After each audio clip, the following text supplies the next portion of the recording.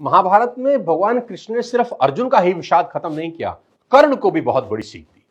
महाभारत में कर्ण भी भगवान कृष्ण को अपनी व्यथा सुना रहे हैं कि मेरी मां ने मुझे जन्म देते ही त्याग दिया, आचार्य द्रोण ने मुझे शिक्षा देने से मना कर दिया क्योंकि उनकी नजर में मैं क्षत्रिय नहीं था।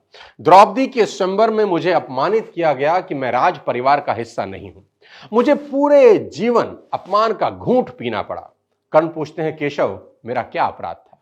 भगवान कृष्ण जो कर्ण को जवाब देते हैं, मुझे ऐसा लगता है कि यह जवाब 1000 करोड़ टीचिंग के बराबर है। यह जवाब सीखने के बाद आदमी के पास हर सवाल का जवाब मिल जाएगा। जी हां, कृष्ण मुस्कुराते हैं और जवाब देते हैं कि हे सूर्यपुत्र, मेरा तो जन्म ही कारागार में हुआ। मेरे पैदा होते ही मृत्यु मेरी प्रतीक्षा कर रही थी। जिस रात मेरा जन्म हुआ उसी रात मेरे मां बाप से मुझे जुदा कर दिया गया और जहां पहुंचा वहां सब काम मुझे ही करने पड़े। गायें चराने से लेकर गोबर उठाने तक सब काम करता रहा। सिर्फ 2 दिन का था, मेरे ऊपर राक्षसों ने हमला कर दिया।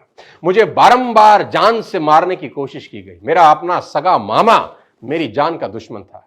मेरे जीवन की चुनौतियां कहां कम थी। अन्याय जीवन भर मेरे साथ भी होता रहा।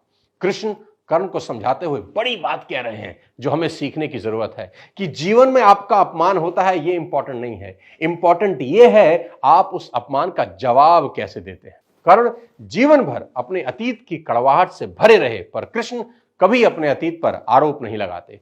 कर्ण पीछे की ओर देखते हैं और कृष्ण आगे की तरफ। कुदरत ने दोनों के साथ अन्याय किया, पर कर्ण यह न्याय कभी भूल नहीं पाए और कृष्ण को यह न्याय कभी याद नहीं आया। एक ने अपने आप को क्रोध के विष से भर लिया और हीन भावना से भर लिया, और दूसरे ने स्वीकृति के अमृत से। दोनों में अगर कोई अंतर था तो वो एक्सेप्टेंस का था।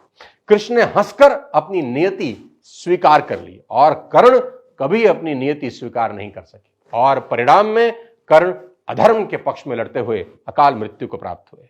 परिस्थितियों का चक्र चलता रहेगा। कई बार लगता है कि भाग्य ने धोखा दे दिया।